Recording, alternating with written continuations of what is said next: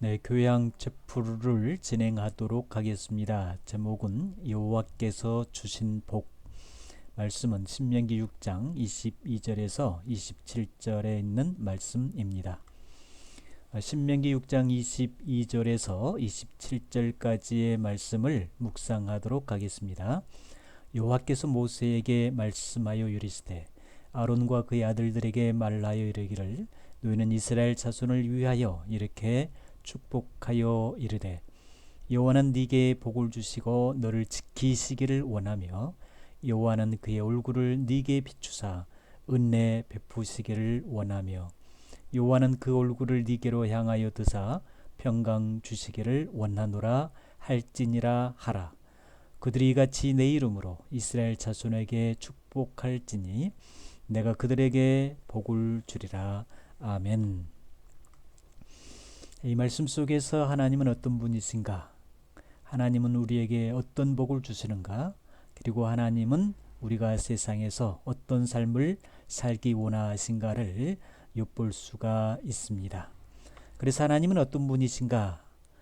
그 부분에 있어서 본문을 통해 정의하면 우리에게 복 주시는 사랑의 하나님이라고 할 수 있습니다.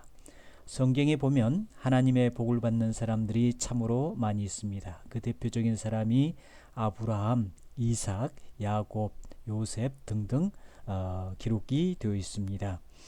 아브라함 같은 경우는 하나님께서 너희 고향과 친척과 아비집을 떠나 약속의 땅으로 가라라는 말씀을 합니다.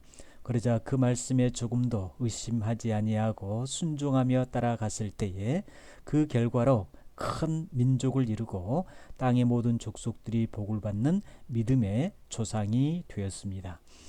요셉도 형들에게 미움을 받습니다. 죽음의 고비를 넘깁니다. 그리고 이집트의 노예로 팔려갑니다. 그곳에서 열심히 생활했지만 모함을 받아서 감옥까지 처하게 됩니다.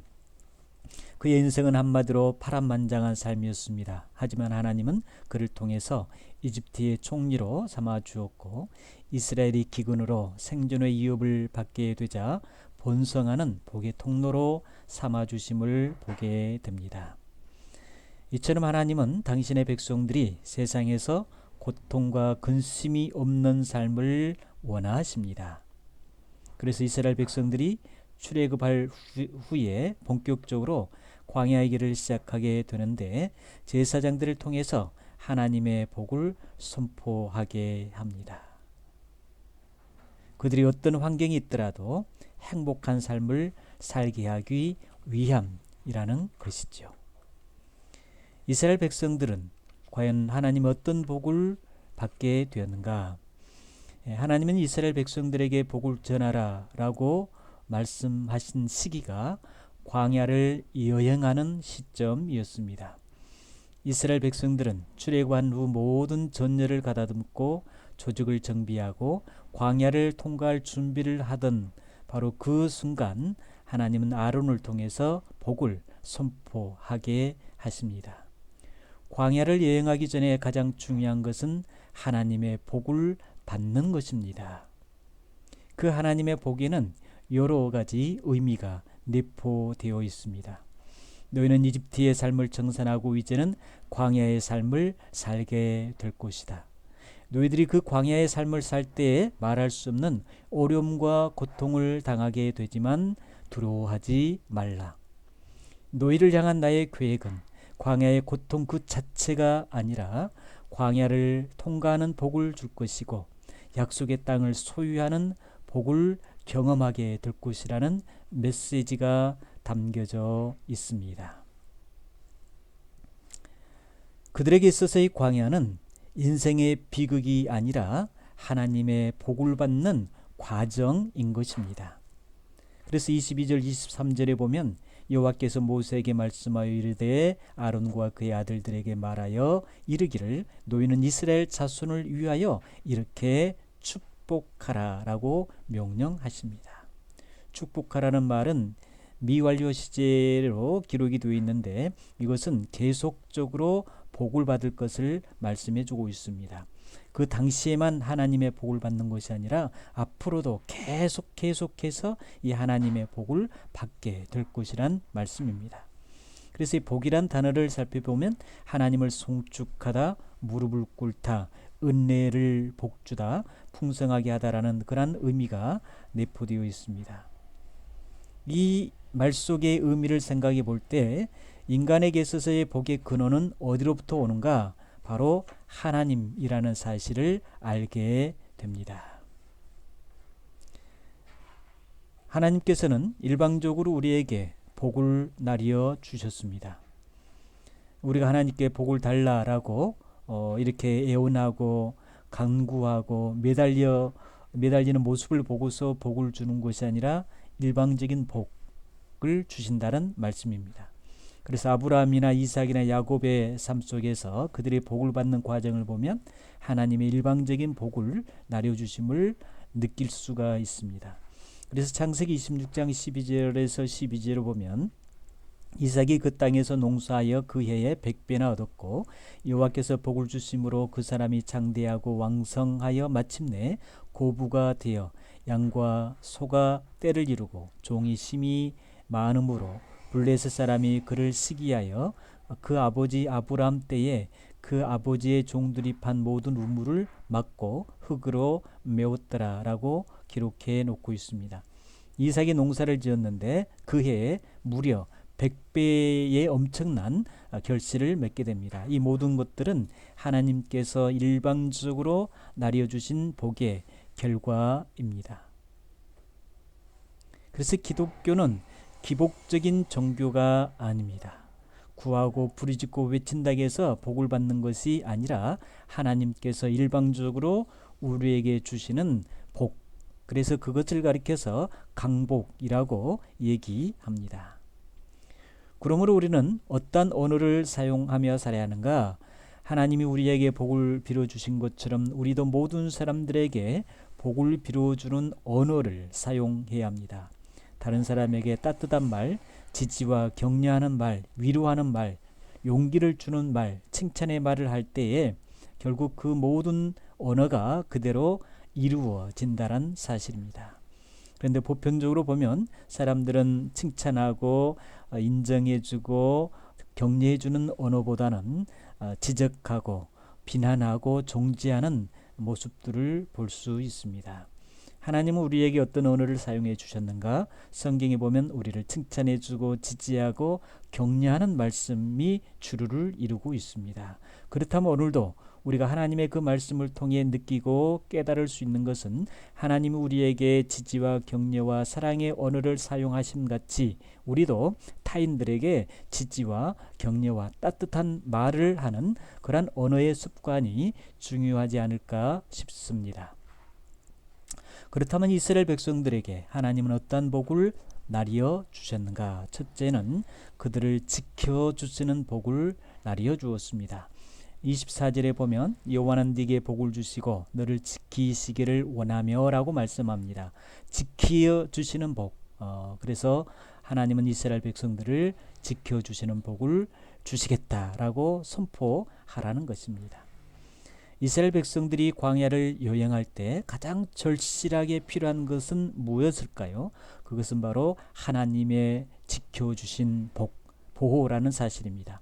어떤 상황에서도 하나님이 그들을 지켜주고 보호해 주시겠다는 말씀입니다. 그래서 지키다란 단어의 의미를 살펴보면 둘레의 가시로 울타리를 치다라는 뜻입니다. 그 의미대로 세심하고 철저하게 보호해주고 보존해주며 주의 깊게 일거수 일투족에 관심을 가지고 책임져 주시겠다는 말씀입니다. 다시 얘기하면 그 어떤 세력도 넘보지 못하도록, 어떤 재앙도 넘보지 못하도록, 어떤 질병도 기근도 넘보지 못하도록, 하물며 전쟁도 넘보지 못하도록 하나님이 철저하게 지켜 주시겠다는 말씀입니다. 그래서 시편 33편 19절 20절에 보면 그들의 영혼을 사망에서 건지시며 그들이 굶주릴 때에 그들을 살리시는도다. 우리 영혼이 여호와를 바라며 그는 우리의 도움과 방패시니라 말씀하십니다. 37편 28절에도 보면 여호와께서 정의를 사랑하시고 그의 성도를 버리지 아니하심이로다. 그들은 영원히 보호를 받으나 악인의 자손은 끊어지리라 말씀하십니다. 이처럼 우리 하나님께서는 끝까지 책임져 주시고 보호해 주신다는 겁니다. 끝까지 함께해 주시겠다는 말씀입니다. 하나님이 지켜주시면 그 누구도 넘볼 수가 없습니다. 이스라엘 백성들이 광야에서 가장 중요한 것은 이러한 하나님의 보호와 이끄심입니다. 하나님께서 광야의 삶 속에 함께 동행해 주시고 보살펴 주실 때에 그들은 목마름 속에서도 굶주림 속에서도 뜨거운 열기 속에서도 차가운 바람 속에서도 조금도 위협을 당하지 아니하고 안전하게 보호받을 수가 있는 것입니다. 우리 인생의 삶의 여정도 마찬가지입니다. 우리의 삶의 여정을 들여다보면 마치 사막을 걸어가는 삶과 같습니다. 사막은 예측 불허입니다. 언제 거대한 모래바람이 불어올지, 그리고 그 바람으로 인하여서 우리의 가는 길이 한순간에 소멸되어 버릴 수도 있고, 굶주림과 고통과 목마름 속에 기근에 허덕일 수 있습니다. 숱한 위험들이 도사리고 있습니다. 이런 위험한 상황 속에서, 예측 불허의 삶 속에서 우리의 삶이 안전한 길을 갈 수 있는 유일한 비결은 하나님의 보호라는 사실입니다. 마치 하나님 우리의 삶의 내비게이션과 같습니다. 라치판과 같습니다. 안내자와 같습니다. 사막의 삶 속에서 안내자만 있으면 걱정할 필요가 없습니다. 염려할 이유가 없습니다. 안내자는 우리를 안전한 곳으로, 그리고 때에 따라서는 오아시스로, 그리고 마지막에는 목적지에 잘 도착할 수 있도록 이끌어 주실 것입니다. 우리 삶의 진정한 안내자, 우리의 모든 것을 책임져 주시고 보호해 주신 분은 바로 여호와 하나님이십니다. 매 순간순간 우리를 눈동자같이 보호해 주시고 지켜주신 분, 아낌없이 사랑으로 충만히 채워주신 하나님의 크신 은혜와 사랑이 우리와 함께할 때 우리는 이 세상을, 그리고 사막 같은 삶을 담대하게 당당하게 살아가게 될 줄로 믿습니다. 그래서 신명기 32장 10절에 보면 여호와께서 그를 항무지에서 짐승이 부르짖는 광야에서 만나시고 호위하시며 보호하시며 자기의 눈동자같이 지키셨도다 말씀하십니다. 여러분들도 하나님의 지켜주시는 복을 받아 누리기를 기원합니다. 두 번째는 은혜 베푸심의 복입니다. 25절에 보면 여호와는 그의 얼굴을 네게 비추사 은혜 베푸시기를 원하며 말씀하십니다. 두 번째 복은 여호와가 그의 얼굴을 우리에게 비춰주셔서 은혜 베풀어 주신 복을 주시겠다란 말씀입니다. 은혜 베푸심의 복은 하나님께서 얼굴을 비추시는 것, 그 자체가 복이라는 사실입니다. 구약에서의 얼굴은 존재를 의미합니다. 하나님의 얼굴은 하나님의 존재, 하나님의 임재하심을 상징해 주고 있습니다. 하나님은 우리와 같은 얼굴이 있다라는 뜻이 아니라 하나님의 존재 임재하심이 결국 우리와 함께 하신다라는 것이죠. 다시 얘기하면 태양으로 비유할 수 있습니다. 태양은 온 지구, 우주를 비춰주고 있습니다. 하나님도 마찬가지입니다. 이 땅에 살아가는 사막의 길을 걸어가는 우리에게 하나님의 빛으로 우리의 앞길을 비춰주시고 인도해 주고 계십니다. 그것이 곧 하나님의 은혜라는 사실입니다. 그것이 곧 하나님의 관심이요 하나님의 사랑이라는 것입니다. 하나님은 누구를 사랑할까요? 관심 있는 사람에게 사랑을 하십니다. 하나님을 찾고 하나님을 의지하고 하나님을 부르짖고 하나님과 동행하기를 갈망하는 사람들을 찾으시고 보살피시고 함께 하여 주십니다. 그런 사람들에게 아낌없는 은혜를 베풀어 주십니다. 그러므로 하나님의 최고의 은혜는 뭘까요? 바로 독생자 예수 그리스도를 이 땅에 보내주셔서 십자가에 죽게 하심으로 우리를 구원해 주신 그 구원의 은총이야말로 은혜 중에 최고의 은혜입니다. 그런데 그 은혜를 뭐로 말씀하시냐면 하나님의 선물이다라고 말씀하십니다. 에베소서 2장 7절에서 8절을 보면 이는 그리스도 예수 안에서 우리에게 자비하심으로써 그 은혜의 지극히 풍성함을 오는 여러 세대에 나타내려 하심이라. 너희는 그 은혜에 의하여 믿음으로 말미암아 구원을 받았으니 이것은 너희에게서 난 것이 아니요 하나님의 선물이라. 오늘 우리는 이 하나님의 은혜로 살아왔고 현재도 살아가고 있으며 앞으로도 살아가게 될 것입니다. 하나님의 은혜 아래에 있는 사람, 하나님의 은혜를 지속적으로 받는 사람은 근심 걱정할 이유가 없습니다. 우리의 삶이 사막의 길에 한가운데 있다 할지라도 두려워할 이유가 없습니다. 오늘도 하나님의 은혜 가운데 감사와 기쁨의 삶을 사시기를 기원합니다. 세 번째 복은 평강 주시는 복입니다. 26절에 보면 여호와는 그 얼굴을 네게로 향하여 드사 평강 주시기를 원하노라 말씀하십니다. 하나님 우리에게 평강의 복을 나리어 주었습니다. 평강의 복을 주시는데 하나님은 그의 얼굴을 누구에게, 우리에게, 나에게 향하신다 말씀하십니다. 얼굴 우리에게 향한다는 의미는 우리를 계속적으로 주시하시겠다는 말씀입니다. 우리가 사망의 길로 가지 아니하도록, 파멸의 길로 가지 아니하도록, 위험한 길로 가지 아니하도록, 우리가 어떤 환경과 처지에 놓였다 할지라도 우리를 안전하게 보호해 주기 위해서 지속적으로 주시하시고 바라보고 계신다는 말씀입니다. 왜냐하면 우리가 하나님의 사랑의 대상이기 때문입니다. 그래서 로마서 8장 38절 그래서 39절에 보면 내가 확신하노니 사망이나 생명이나 천사들이나 권세자들에게나 현재일이나 장래일이나 능적이나 높음이나 깊음이나 다른 어떤 피조물이라도 우리를 우리 주 예수 그리스도 안에 있는 하나님의 사랑에서 끊을 수가 없다.